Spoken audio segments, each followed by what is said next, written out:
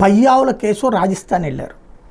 అక్కడికి ఏమన్నా ఫ్యామిలీతోనా అంటే కాదు, పాపం ఆయన ఆర్థిక మంత్రి కాబట్టి ఇప్పుడు బడ్జెట్ రాబోతోంది కాబట్టి ఒకటి జిఎస్టీ విషయం, రెండో పక్కన ఆర్థిక అంశాలకు సంబంధించి వెళ్ళారు.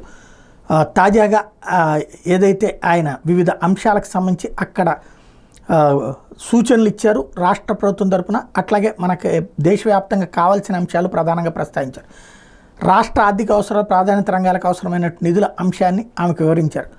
నదుల అనుసంధానం, పూర్వోదయ వంటి స్కీములకి సంబంధించిన కేటాయింపులో ఆంధ్రప్రదేశ్కి అధిక ప్రాధాన్యం ఇవ్వమని కోరారు. అట్లాగే 2000 టీఎంసీల నీరు సముద్రం పాలవుతుంది అన్నటువంటి విషయాన్ని ఆమె నోటీస్కి తీసుకెళ్లారు.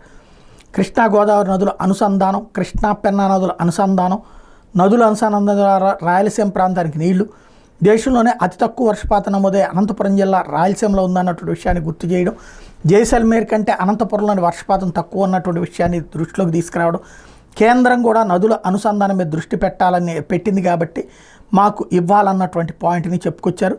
90:10 పద్ధతిన పూర్వోదయ స్కీమ్కి నిధులు అందజేయాలని, greenfield artificial intelligence university, aviation university, సంప్రదాయేతర ఇంధన వనరుల ప్రత్యేక యూనివర్సిటీ ఏర్పాటుకి 100 కోట్లు ఇవ్వాలని, రాయలసీమ ఉత్తరాంధ్ర జిల్లాకి విభజన చట్టం మేరకు ఆర్థిక సహాయం అందించాలన్నటువంటిది, 5 టెక్స్టైల్ క్లస్టర్ల ఏర్పాటుకి ఆంధ్రప్రదేశ్కి ఇవ్వాలని, బడ్జెట్లో వీటికి కావాల్సినటువంటి అన్నీ కూడా ఏర్పాట్లు చేయాలంటూ కేంద్ర ప్రభుత్వం దగ్గరికి వెళ్ళి ఎన్డీఏలో భాగస్వామ్య పక్షం కాబట్టి మాకు ఈ ప్రాధాన్యతలు కావాలని చెప్పుకొచ్చారు.